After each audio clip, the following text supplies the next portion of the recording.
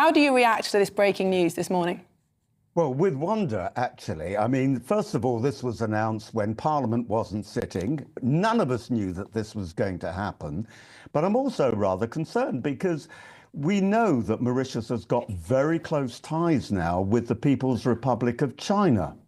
And China are looking for more and more bases in the Indian Ocean. Now, the Diego Garcia base is on the Chagos Islands. The actual name of the islands is the British Overseas Pacific Territories. I think I've just got that right. And they've been there for a specific reason, as a bulwark against China and to project British interests into the Indian Ocean. And this, to me, is just symptomatic of this Labour government, who seem to concede everything when anybody asks for it, whether it's railway drivers, whether it's junior doctors, and now whether it's Mauritius. Once again, the Labour government has caved in. Although, Michael, I suppose you could make an argument that train drivers and people who work in the NHS, that's in their interests. They're British. I struggle to see whose interest this move is in, other than China, other than a Prime Minister who used to be a lawyer, wanting to appear very loyally in front of international courts and trying to buy favour by giving up territory. I mean, is that basically the Foreign Office view here, that we'll look nicer, we'll look better in the world if we give up yet more land? Well, it's quite clear, isn't it, that Keir Starmer, who always has been a defender, and often rightly, in fairness to him, of those people who he thinks are oppressed, has decided that he wants to look good and, as I say, give up this territory in the Indian Ocean.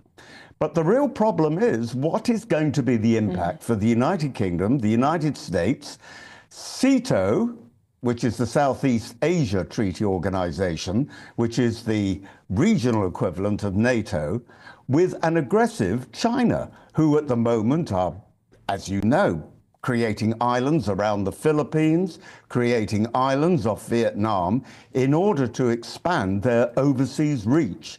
Now, this is getting dangerously close to India, dangerously close to Africa, and is quite clearly going to be used as a base. And I do wonder what the US State Department had to say when their base, Diego Garcia, is now being ceded over to an ally of China.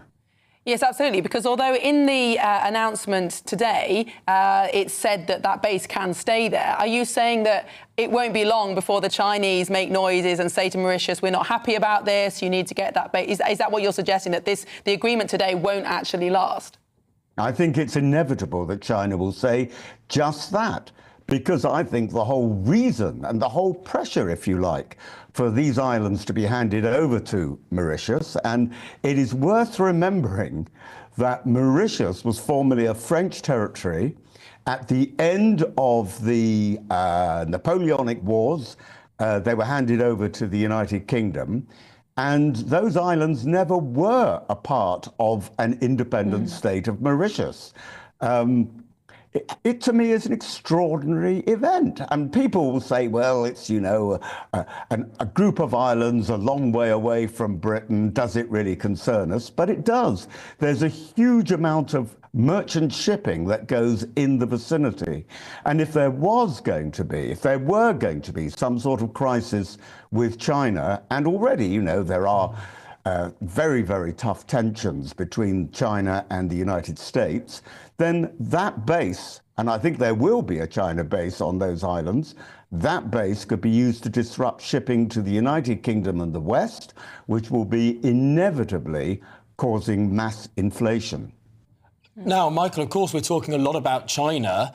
I think we'll all remember, well, you were, of course, in Parliament when Britain handed control of Hong Kong back to China in 1997. Many people will have said that hasn't gone all too well. But it reminded me of something that Jonathan Powell, who is back in government now, but was in government, of course, under Tony Blair, He was speaking in a documentary just a couple of years ago of Tony Blair's reaction to losing control of Hong Kong. Let's take a listen.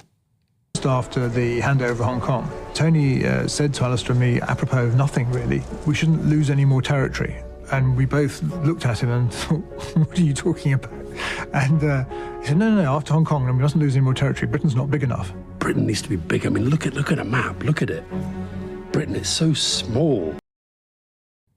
And yet, Jonathan Powell now back in government, Alistair Campbell, friends to lots of those in government, well, they've done it again.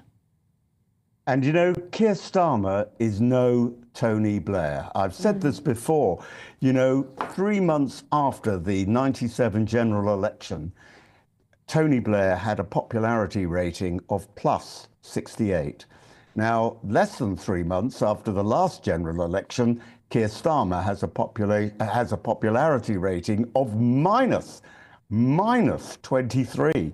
It's remarkable. But as I say, it is symptomatic of this government that they just want to concede to every single demand. It's damaging to the security of the United Kingdom, but it's inflationary too, for all the reasons I've talked about in the last 10 minutes.